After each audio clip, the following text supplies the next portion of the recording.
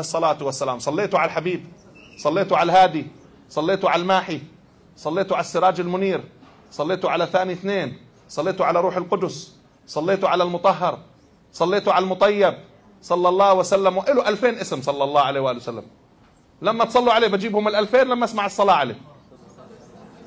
لما فقدت الإبرة السيدة عائشة تتحسسها بالغرفة، عتمة تدور فجأة سطع نور، وجدت الإبرة، نظرت وإذا وجه رسول الله، قالت ما أضوأ وجهك، ما أنورك يا رسول الله. قال الويل لمن لا يراني يوم القيامة يا عائشة، لأنه ظلم المحشر. قالت ومن الذي لا يراك روحي لك الفداء؟ قال من ذكرت عنده ولم يصلي عليه. أخرسوا أصوات إبليس برفع الصلاة عليه.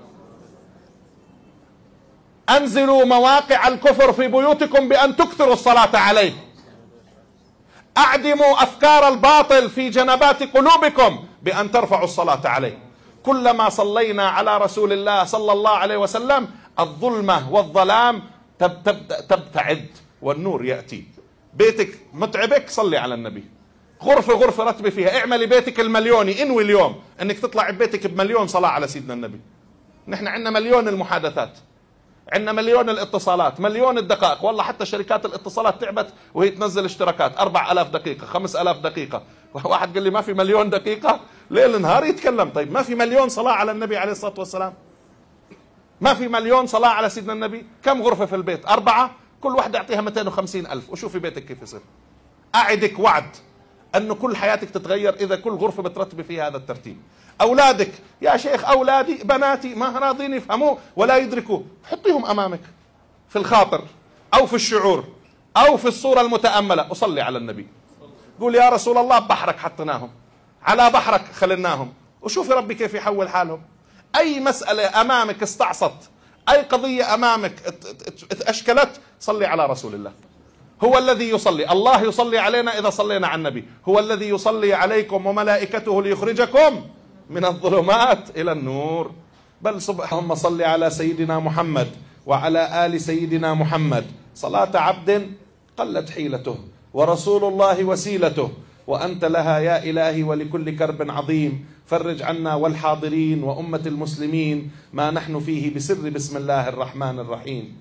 اللهم صل وسلم وبارك على نورك الساري ومددك الجاري، واجمعنا وكل من حضر به في كل الأطوار.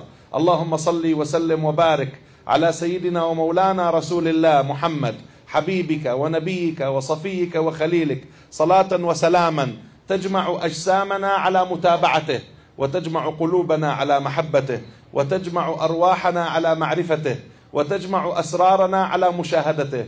اللهم لا تخلف بيننا وبينه لا بخطوة ولا خطرة. نسألك في هذه الصبيحة أن تطوي لنا المسافات المعنوية حتى تجمعنا في حضرته، وأن تطوي لنا المسافات الحسية حتى تجمعنا في روضته.